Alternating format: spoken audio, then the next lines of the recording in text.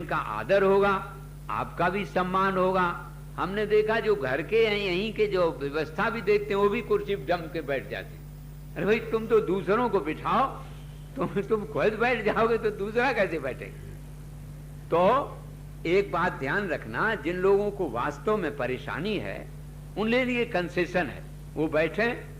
कई छोकरे छोकरियां बैठती हैं बड़े मजे से उस पर कुर्सी डट के, ये शोभा के लिए नहीं है, ये अपाहिज लोगों के लिए है। तो कल से भी ध्यान रहेगा, ये कुर्सी पीछे खाली पड़ी है, आगे वाली कुर्सियां हट जाएंगी, केवल वही सीमित रहेंगे जिन लोगों को पराए। तीसरी बात एक और, भागवत कथा के बाद जैसा यहाँ का नियम है शांति पाठ भी होता है, और जरा फिर जल्दीबाजी न करें, थोड़ी देर रुक जाएं। और जैसे आप लोग शांति से स्थिरता से बैठे हैं, ये खुशी की बात है, लेकिन यहाँ समय का बहुत ध्यान रहता है। और हमें तो इस बात के लिए कहा ही गया है कि टाइम के बड़े गुलाम। हमारे गुरुदेव भगवान का भी ये था, 1 मिनट ना आगे बढ़ता है न घटता है। आज तो चूंकि समय से ही पूजन हुई ना, इसे कायदे से दोपहर तक पूजन ही होता है, शाम के कथा होती है, लेकिन थोड़ा थोड़ा मंगलाचरण हो गया, इसलिए समय का आप लोग भी थोड़ा ध्यान रखें और इस प्रकार से विचार करें, थोड़ा फिर सुने, फिर बाद में मनन करें, काफी गहराई से विचार करें, तो देखो आपको इससे बहुत कुछ लाभ होगा। भगवान सुखदेव जी, भगवान व्यास को नमस्कार।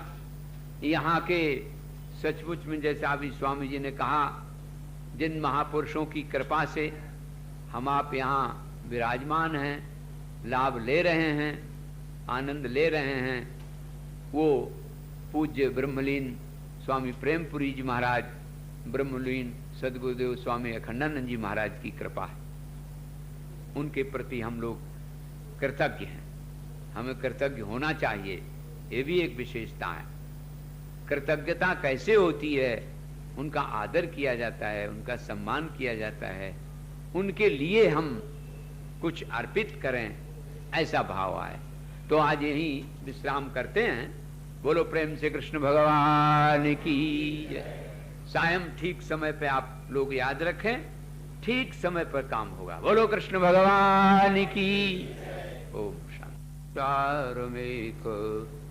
मध्यात्म दीप मतितीर्षतां तमोन्धम संसारिणां करुणयाः पुराण गुह्यं तं व्याससूनुमुपयामि गुरुं मुनीनां। श्रीमद्भागवतं नौमि सच्चिदानन्दविग्रहं श्रद्धया सेवनाद्यस्य भक्तिमुक्ति न दुर्लभे।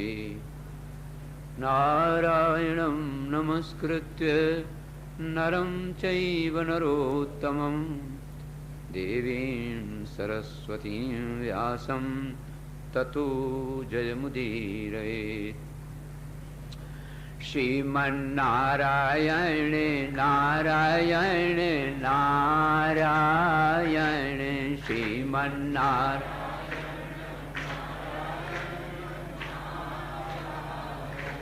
श्रीमन्नारायण नारायण नारायण श्रीमन्नारायण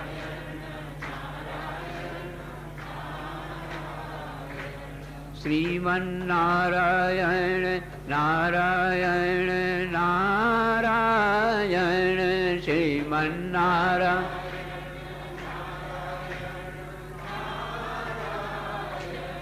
श्रीमन्नारायण नारायण नारायण श्रीमन्नारायण।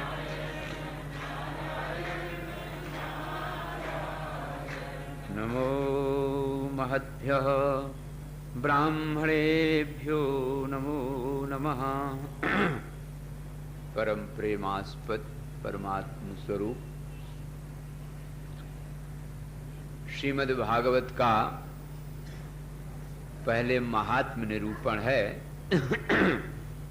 संक्षेप में थोड़ी सी बात उसकी सुन लो। महात्म ज्ञानम पूर्वम तु ततो भवति निश्चय। महात्म ज्ञान से, महात्म ज्ञान किसी का कह दिया जाता है, जैसे कोई पूछे कि भाई इसके सुनने से क्या लाभ होगा, बोलो कृष्ण भगवान की जय, संत भगवान की। तो महात्म ज्ञान से विशेषता मालूम पड़ती है। तो इसकी विशेषता एक बहुत बड़ी है, बड़ा भारी दृष्टांत है कि भगवान सुखदेव जी जब कथा कह रहे थे तो क्यों कह रहे थे, तो परीक्षित जी को अमर करने के लिए। उनको मृत्यु का भय था, तो देवताओं ने सोचा कि ये तो बढ़िया बात है, तो अमृत का कलश लेके आ गए और कहा कि भाई तुम्हें तो परीक्षित जी को जो मृत्यु का भय से दूर करना है, तो ये लो अमृत का कलश ले लो और कथा हमें दे दो। तो ततो देवान जहासहा, सुखदेव जी हंस पड़े विष्णुराज। क्यों? बोले क्वा कथा क्वा सुधा लोके, कहां की तुम कहां बात कर रहे, क्वा सुधा क्वा कथा लोके क्वा कांचा क्वा मणिर महान। कथा अमृत के सामान क्या है? अरे भाई ये अमृत तो तुम्हारा कांच की तरह है और कथा मणि की तरह। कैसा बढ़िया दृष्टांत, इससे बड़ा और दृष्टांत कोई नहीं मिलता। क्योंकि अमृत शब्द का अर्थ होता है न मृतम जस जस्मिन जस्मादवा, जिसको जानकर, जिसका सेवन करने से कभी मर नहीं सकता और मरने का भय दूर हो जाए। तो जिसके जानने से मरने का भय दूर हो जाए वो तो है कथा। और अब देखो सुधा, अमृत में 3 बातें होती हैं। एक तो कोई बहुत पुण्य करे, बहुत पुण्य करे तब देवलोक मिले, पापाचरण करने वाले को नहीं मिलेगा अमृत, तो देवता मिले। और फिर देवलोक में गए कब तक? जब तक पुण्य शेष है। पुण्य छीने पुण्य मर्त लोकम विशंति, पुण्य समाप्त हुए नीचे आ गए। और तीसरी बात एक बहुत महत्व की यह है कि ये भोग योनि होती देवताओं की। अमृत मिले पुण्यवान को और फिर देवलोक में मिले, और तीसरी बात पतन हो जाए। 3 बातें तो हैं अमृत में। और इसके ठीक विपरीत कथा में, कथा की जरूरी नहीं कोई पुण्यवान ही सुने। जिसने पुण्य किए हैं उन्हें तो सुलभ है ही है, लेकिन अपिचे दुराचार भजते मामनन्य भाग, अपिचे सुदुराचारा, दुराचारी भी हो भगवान की भक्ति करने में उसको कोई बाधा नहीं। देखिए, और दूसरी बात ये जरूरी नहीं है कि पुण्य, वहां तो पुण्य छीण हुए नीचे आ गए, यहां पुण्य बढ़ते हैं। तो देखो कहां कथा और कहां अमृत। एक विशेषता तो ये। दूसरी विशेषता ये है कि ये जो कथा है सदा सेव्या श्रीमद् भागवती कथा। क्यों? कि संपूर्ण वेद, संपूर्ण शास्त्र आप पढ़ नहीं सकते भाई, कहां तक पढ़ोगे और कितना पढ़ोगे। लेकिन श्रीमद् भागवत में संपूर्ण वेदोपनिषदाम सारा जाता भागवती कथा, संपूर्ण उपनिषदों के सार से निकाल के भागवती रख दी नवनीत की तरह। इक्षुणामपि मध्यांतम शर्करा व्याप्य तिष्ठति, कितना सुंदर दृष्टांत दिया। पृथक भूता चयामिष्टा तथा भागवती कथा। गन्ना में मिठास होती है, लेकिन गन्ना से ही तो शक्कर बने, फिर शक्कर से तमाम प्रकार की मिठाई बने। तो अब देखिए उस मिठाई में कहां कहां कितना कितना स्वाद है। ये स्वाद गन्ने से ही आया है। बहुत बढ़िया दृष्टांत है। आया गन्ने से, लेकिन पृथक होने पर विविध स्वाद मिलता है। इसी प्रकार से संपूर्ण उपनिषदों में जो स्वाद है, उस स्वाद से भी बढ़कर के भागवत में स्वाद है। ये इसलिए सदा सेव्या सदा सेव्या। तो ये शोक मोह विनाशिनी भक्ति रस प्रदायिनी, ये जो सुंदर भागवती कथा है, इसकी महिमा तो बहुत आगे। अब देखो दृष्टांत देते हैं। कोई चीज दृष्टांत से जल्दी समझ में आ जाती है। आपके मन में ये बात आती है कि भाई इसके सुनने से क्या लाभ होगा। आजकल दवाई के प्रचार आते हैं कि इसमें दवाई में फायदा है, दवाई में फायदा। तैसे भाई इस कथा में भी क्या फायदा। तो दो दृष्टांत दिए गए और दोनों स्मार्ट हैं। एक दृष्टांत देवर्षि नारद जी का है और एक दृष्टांत आत्माराम गोकर्ण का है। और ये दृष्टांत जो दिए जाते हैं वो बहुत अच्छे सत्पात्र से दिए जाते हैं।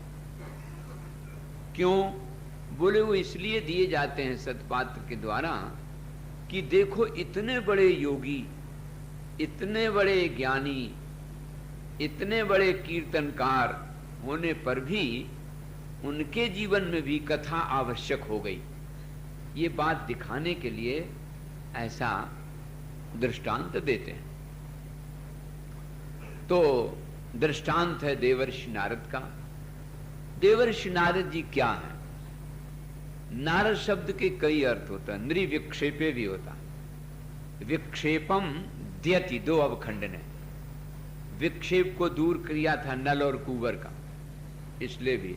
और नरस्यदम नारम ज्ञानम ददाती थी, अथवा दो अवखंडने से लगाओ तो द्यति, नारम अज्ञानम अपि भवति।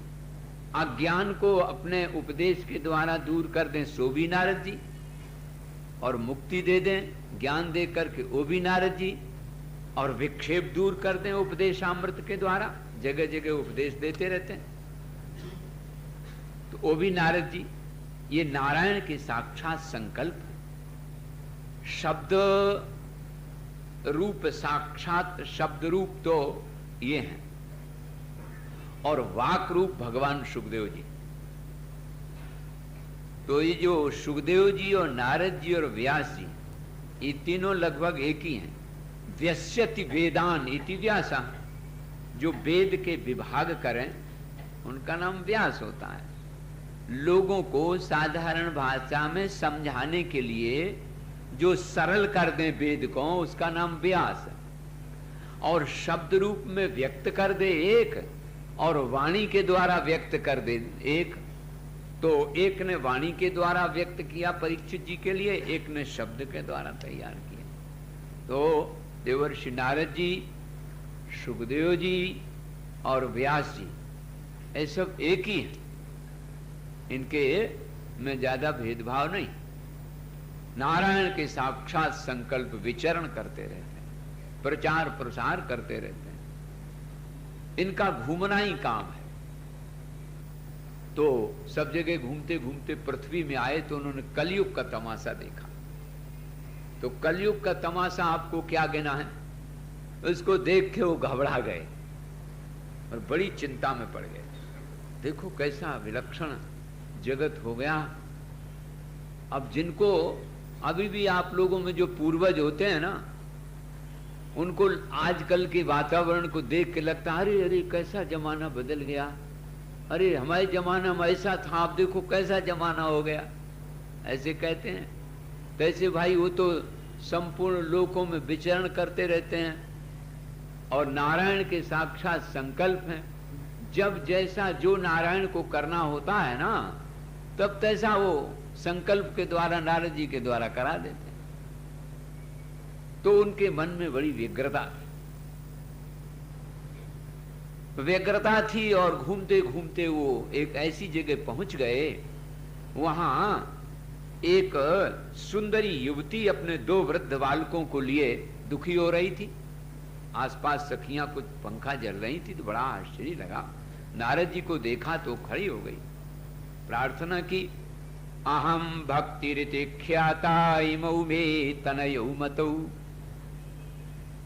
परिचय देती, मैं भक्ति हूं, ये मेरे दोनों बेटा हैं, ज्ञान वैराग्य नामानो काल योगेन जर्जरो। ये क्या बताएं, ज्ञान और वैराग्य दोनों बेटा हैं। काल की गति ऐसी, मैं आपको क्या बताऊं। बड़ी दुखी होकर के कहने लगी, उत्पन्ना द्रवणे देशे वृद्धि कर्णाटके गता, कुचित कुचिन महाराष्ट्रे गुर्जरे जीर्णतांगता। नारायण कहते हैं, हम जहां बंगलौर है ना रामेश्वर की तरफ, वहां तो हमारा उदय हुआ, प्राकट हुआ, फिर और जरा बढ़ते गए, महाराष्ट्र में आई तो और बड़ी हो गई। द्रविणे देशे तो उत्पन्ना द्रविणे देशे वृद्धि कर्णाटके गता, कर्नाटक में बड़ी हो गई, महाराष्ट्र में पंढरपुर की तरफ जरा और कीर्तन की धुनी हुई। लेकिन महाराज जैसे ही गुजरात में पहुंची तैसे हाँ मत पूछो, जीर्णतांगता, हम तो वृद्ध हो गई। इसमें एक बात आपको बताएं, प्राय पंडित लोग पूछ देते हैं, गुजरात में आप लोग नाराज न हो, भक्ति को जो चीज बिल्कुल पसंद नहीं वही वहां ज्यादा है।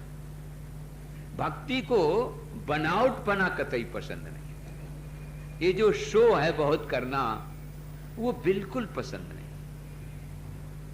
भक्ति तो बड़ी सरल सीधी सादी जीवन को लाने के लिए है, बस इतना ही इशारा काफी है।